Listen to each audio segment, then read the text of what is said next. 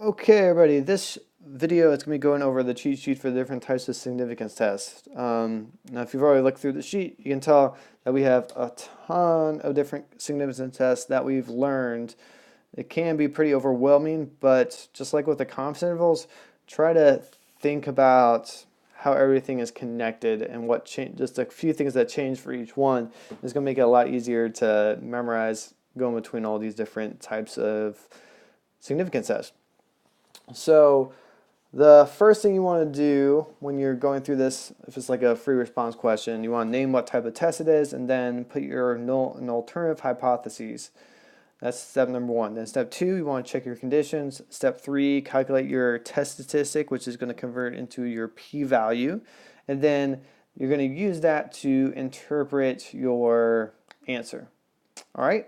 Now let's go on to our general formula for your significance test. All right, so it's the same formula where we have two numbers on top that we're subtracting from each other, and then one number we're dividing by on the bottom.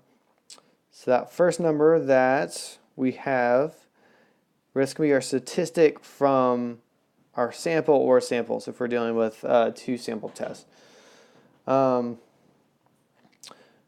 So whatever we get from our data, or they give you in the problem from the sample or samples, that's what we're going to put in here. Then our null hypothesis value is what we're comparing it against. So whatever your value is for your null hypothesis, that's what you're going to put for that second value on the top. And then your standard deviation is what we divide on the bottom. So we plug in the different types of standard deviation formulas on the bottom compared with what we're dealing with.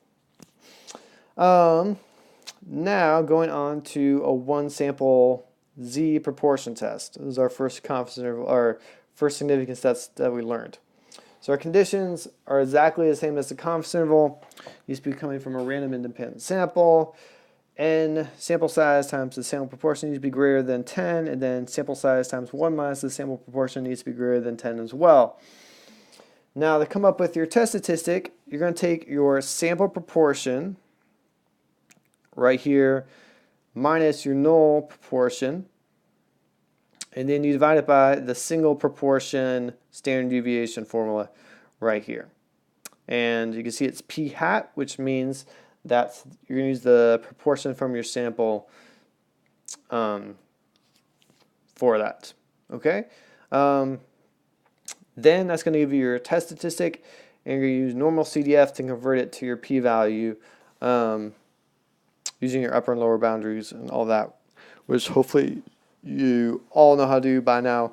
So we've been doing that all the way since chapter 2.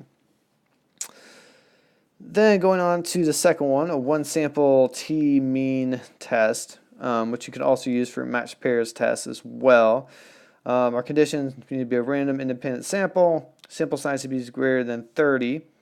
And then for our formula, we take our sample mean minus the mean that is given to us, our null hypothesis. So if we're trying to test whether a weight of something's greater than 50 pounds, our null hypothesis would be equals 50 pounds, and that would be what we plug in here. So you always put the null hypothesis value as the second one on top, and then we put our single sample standard deviation formula on the bottom. Moving down, we got a two sample Z proportion test, and got our same conditions up here that were on our confidence intervals. And then for our statistic, we do our two proportions subtracted by each other, and you're always going to subtract that by 0, because when we're setting up our hypotheses for a two sample test, it's always going to be sample 1 minus sample 2 equals 0, right? No difference. Then if we subtract them, if there's no difference between the two, when we subtract them, it's going to be 0. So your null hypothesis for either proportion or mean, when you subtract them, null hypothesis is always going to be equal to 0, like 99% of the time. So that means that your value that you put on top there is going to be 0. Now this is probably the trickiest one on the bottom, so make sure that you're paying attention. So you can see here I have the P hat C, which that C stands for combined. So since we're dealing with two different samples here, you have to do the combined proportion calculation, which we learned about a month and a half ago. So what you're going to do is you take the numerators for the two different samples, add them together, and then divide them by the denominators. And that's going to give you your combined proportion.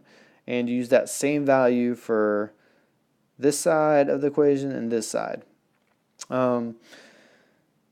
So yeah, just make sure that you do that. This is the one where it's slightly different.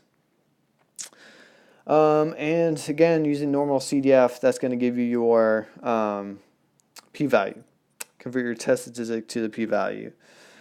Our next test is a two-sample t-mean test. Have our same conditions as our confidence interval. And then we subtract our sample means minus 0, because that's our null hypothesis. And then we use our formula for the standard deviation of two sample means. All right, now going on our chi-squared test, which we spent the last couple of weeks on. For our conditions, independent random sample, of course.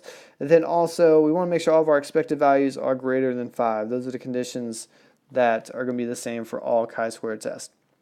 So a goodness of fit test, we're going to use that when we're trying to test whether a distribution of a variable is correct or not. So like the example that we went through is the proportion of different size cereal boxes that were sold.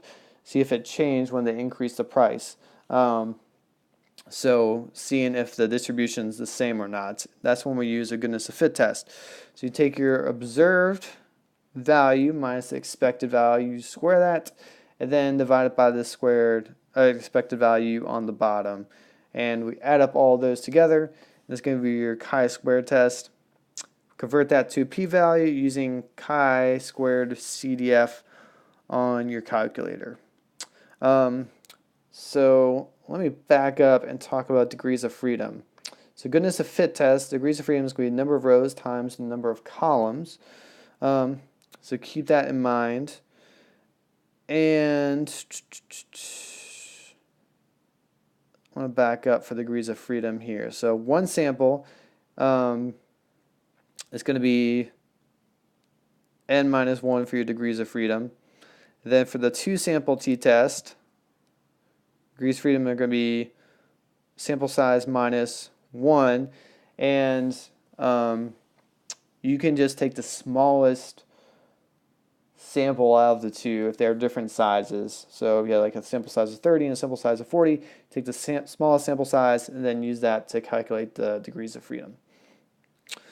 All right, so that's the goodness of fit test. Then you have your chi-squared test of independence and homogeneity. So for independence, that's a two-way table where the data came from more than one sample or treatment groups. So if we collected our data from a sample of middle schoolers or then a sample of high schoolers and then a sample of elementary school students, then that would be a test for independence. A chi-squared test for homogeneity would be a two-way table where one sample is broken down into different categories. So if I took one sample of just random students and then they told me what type of school they're in, middle school, high school, elementary school, then that would be a test for homogeneity. So they're very similar, but that's the best way to kind of differentiate the difference between the two, is knowing that the independence is more than one sample and then a homogeneity is just one sample. Then for calculating chi-squared, it's the same for both of these tests. Remember, we put our observed values in the matrix A, and then we go to stats, over to the test, chi-squared test, and then you get your expected values from matrix B. Okay, so after you run that test, you can go back and look under matrix B. It calculates all of your expected values for you. So then you can write those out to show your work, because you need to show your expected values on your work if this is a free response question. Then our last type of regression is our last type of regression is our type of test, sorry, is for our regression slope, which we learned in chapter 12. Just did a couple of quick lessons on that.